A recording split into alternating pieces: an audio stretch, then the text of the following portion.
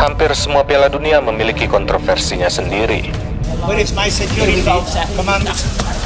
The trophy is passed into the hands of genius.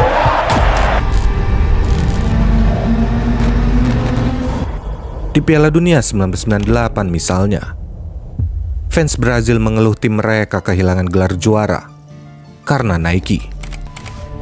Di mana menurut mereka, waktu itu Nike memaksa Ronaldo bermain di final, padahal beberapa jam sebelumnya, sang striker kejang-kejang. Ronaldo's name, which indicates that he's one of the substitutes. There's been a big mistake in the team sheets. There was a cross against his name. Yang cukup unik lainnya adalah insiden suram di semifinal tahun 1978. Ketika Argentina mengalahkan tim Peru yang secara misterius memainkan 4 pemain cadangan yang tidak berpengalaman.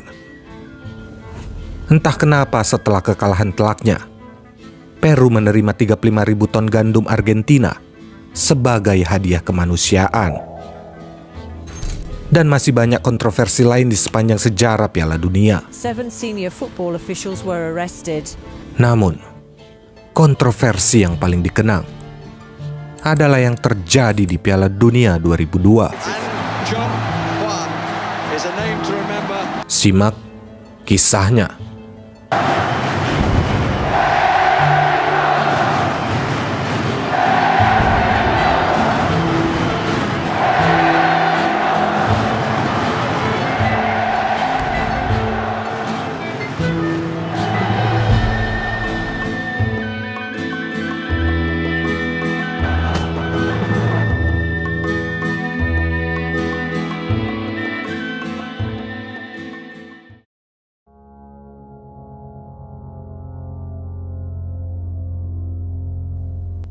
Kalian mungkin tahu jika Piala Dunia yang diselenggarakan oleh 2 tuan rumah ini sudah dipenuhi skandal penyuapan sejak pemilihan tuan rumah di tahun 1996. Di kemudian hari, hal itu bahkan menyeret beberapa petinggi FIFA ke pengadilan. Football is our life. World Cup is our dream. Lagi pula menyelenggarakan Piala Dunia di 2 negara yang dipisahkan lautan, yang keduanya juga memiliki dendam sejarah, adalah hal aneh yang saat itu menjadi pertanyaan banyak orang. Selain tentunya masalah logistik serta akomodasi, saat itu Jepang bahkan belum pernah lolos Piala Dunia.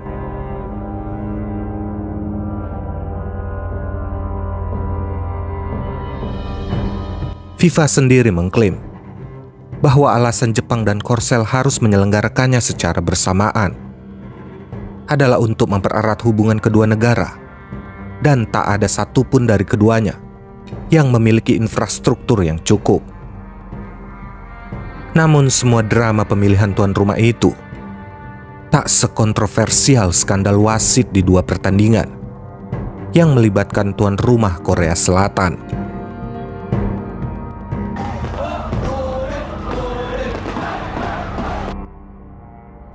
Di bawah asuhan Gus Hiding, Korsel kala itu berhasil memuncaki grup D dengan kemenangan 2-0 atas Polandia.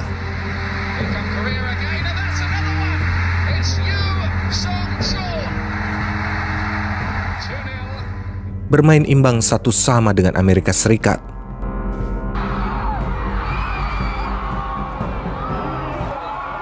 Dan mengalahkan Portugal 1-0 di pertandingan yang cukup panas, yang membuat Beto dan Joao Pinto dikeluarkan dari lapangan.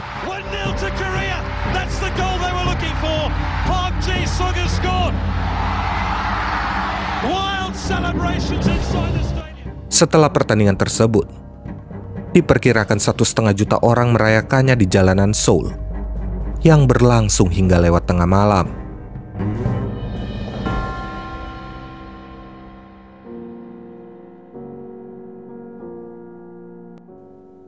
Sejam setelah melihat rekan sesama tuan rumahnya Jepang tersingkir di babak 16 besar,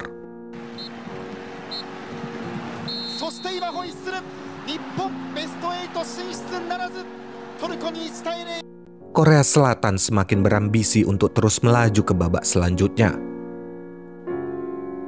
Meskipun Gus Hiding nampak frustasi karena tak bisa merubah starting line up-nya, dia memutuskan yakin pada formasi seperti saat mereka melawan Portugal untuk mengamankan puncak grup. Sedangkan Giovanni Trapattoni yang melatih Italia dengan skuad luar biasanya terpaksa mengubah rencananya karena cedera Alessandro Nesta dan Fabio Cannavaro yang menerima larangan bermain. Dan kenalkan bintang utama yang paling diingat dari turnamen ini, Byron Moreno, wasit kebangsaan Meksiko, yang entah bagaimana tampak menyebalkan di sepanjang pertandingan. Saat Moreno membunyikan peluit untuk mengawali pertandingan, teriakan fans Korea Selatan memenuhi Stadion Daejeon. Fans Korea juga membawa kertas berwarna putih dan membentuk tulisan Again 1966 untuk mengingat momen tersingkirnya Italia di tangan Korea Utara di putaran pertama final Piala Dunia 1966. Terdengar ejekan penonton setiap kali para pemain Italia menguasai bola, dan mereka akan bersorak riang jika bola ada di kaki pemain Korea. Sejak awal, Hiding mengatur Korea Selatan dalam formasi agresif 3-4-3, dan tekanan tinggi mereka yang energik menyebabkan masalah serius bagi Azzurri. Lalu hanya dalam waktu 3 menit, drama dimulai. Korea Selatan mendapat hadiah penalti karena Seo Ki-hyun terjatuh di dalam kotak penalti karena bersinggungan dengan Christian Panucci. Syukurnya Buffon berhasil menggagalkan upaya An Jung-hwan itu.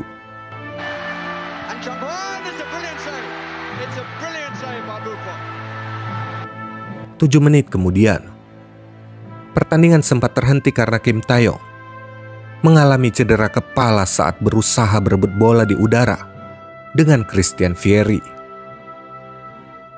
Moreno menyebut itu pelanggaran, namun tak memberi Vieri kartu. Intensitas permainan berlanjut. Di menit ke-18, Vieri kemudian berhasil mencetak gol untuk Gli Azzurri. Vieri once again is the scorer, his fourth of the championship. 3 menit berselang, Totti menyikut hidung Kim Nam-il sambil berusaha menyundul bola. Para pemain Korea langsung mengepung Moreno untuk protes, dan wasit itu langsung menghukumnya dengan kartu kuning. Entah mengapa Totti layak mendapat kartu kuning, namun Vieri tidak. Perseteruan kembali terjadi saat babak kedua dimulai. Kali ini antara Kim Tae-yong dan Del Piero. Tapi Moreno seolah tak menanggapinya.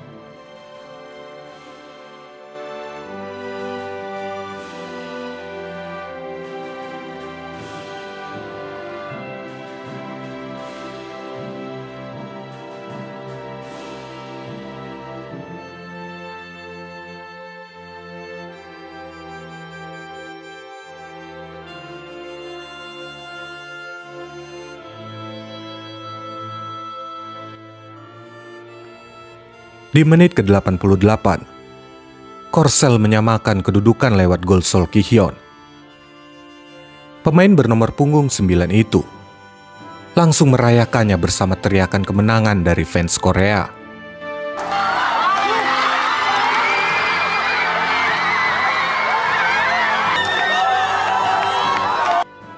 Lalu, meski di kemudian hari adegan ini tak banyak dianalisis, tapi yang pasti, mendekati menit ke-90, kepala belakang Maldini ditendang keras sepatu Lee Chun-soo, dan Moreno tetap membiarkan pertandingan terus berlanjut.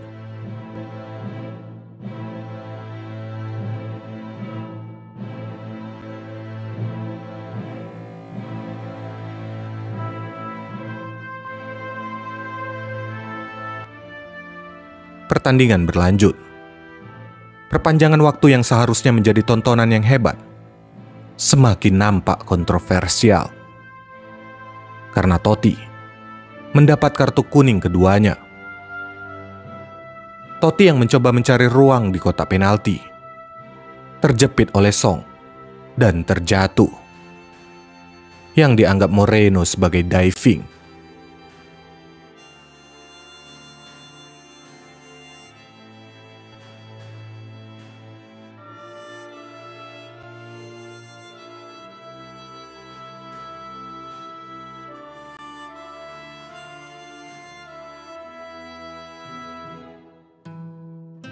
Indikasi keberpihakan Moreno tak hanya berhenti sampai di situ.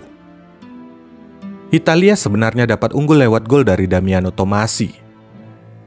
Namun gol tersebut dianulir karena terindikasi adanya offside sebelum gol tersebut terjadi.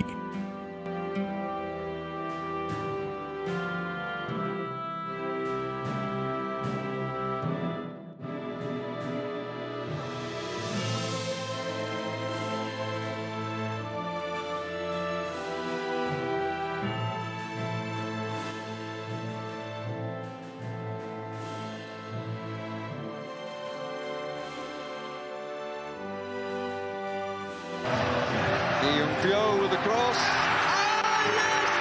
And it's the man who missed the penalty who scores the winner. What a story! And Chung Hwan is the hero of Korea. Just listen to the noise. Gli Azzurri mungkin memang sedang tidak dalam performa terbaik di sepanjang turnamen ini. Tapi Byron Moreno memperburuk segalanya. Selepas pertandingan yang kontroversial itu, FIFA menerima sekitar 400.000 lebih email yang berisi protes dan kemarahan atas tindakan curang Moreno. Kepada surat kabar Chile, La Tercera, Moreno membalas kritikan itu dengan mengatakan, "Jika mereka berbicara tentang korupsi, itu artinya mereka terbiasa mempraktekkannya." Kembali ke Italia, banyak yang menolak mengakui bahwa Korea Selatan telah memenangkan pertandingan itu. Sebagai tindakan balas dendam kecil, Perugia membatalkan peminjaman An Jung-hwan. Luciano Gauci, ketua Perugia, mengatakan, laki-laki itu tak akan pernah bisa menginjak lagi Perugia.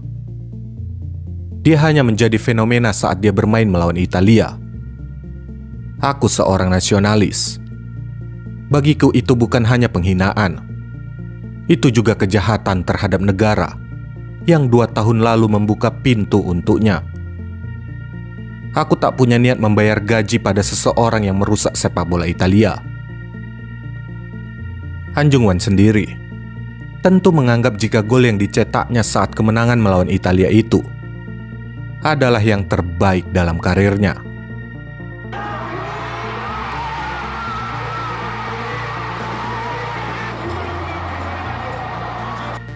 Aku tak mengerti mengapa mereka melakukan ini padaku. Sampai saat ini pun, aku tak bisa menemukan jawaban untuk meyakinkan diriku sendiri. Aku masih tak bisa menerimanya. Saat aku mencetak gol itu, rasanya sangat luar biasa. Itu adalah momen terbaik dalam karirku.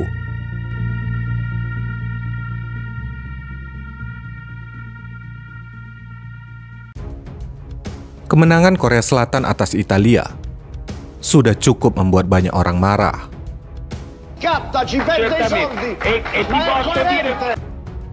Tapi, kontroversi terjadi lagi saat tuan rumah ini melawan Spanyol di perempat final, membuat kemarahan itu semakin menyala. Kali ini wasit Gamal Al-Ghandour yang menjadi pusat kontroversi. Al-Ghandour, del árbitro, que se hizo famoso aquí en España, y robo, ¿no? Y...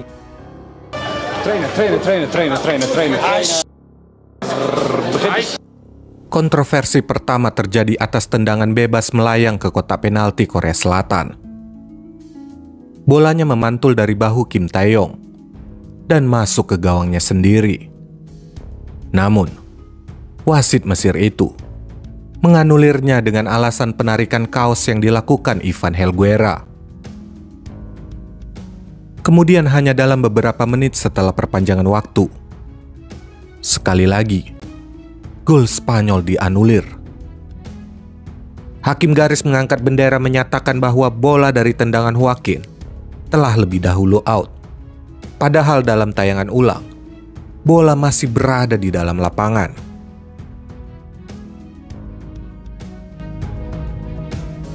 Selain itu, di pertandingan ini juga terjadi banyak kontroversi offside.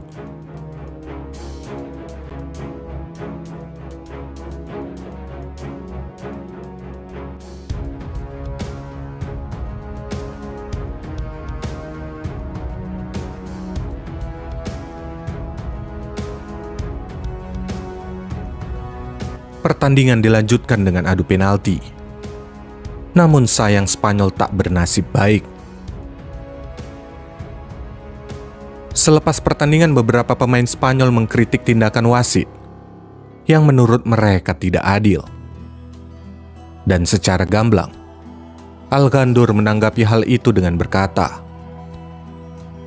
"Orang-orang Spanyol tak bisa menyalahkanku atas kekalahan melawan Korea itu. Karena sebelum pertandingan berakhir, mereka memiliki beberapa peluang yang jelas. Mereka bisa saja memenangkan pertandingan sebelum adu penalti. Terkadang, hanya wasit saja yang dinilai. Padahal keputusan juga dibuat asisten kami. Aku tampil luar biasa.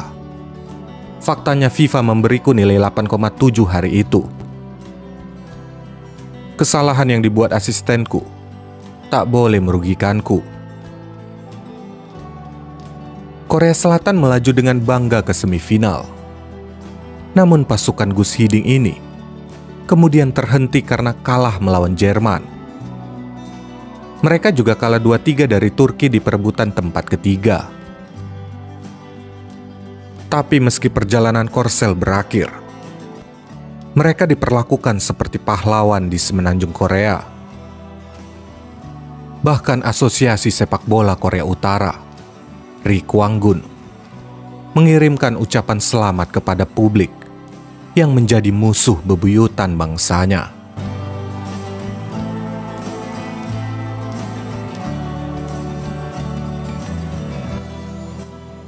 Publik Italia dan Spanyol tak bisa memaafkan kecurangan itu.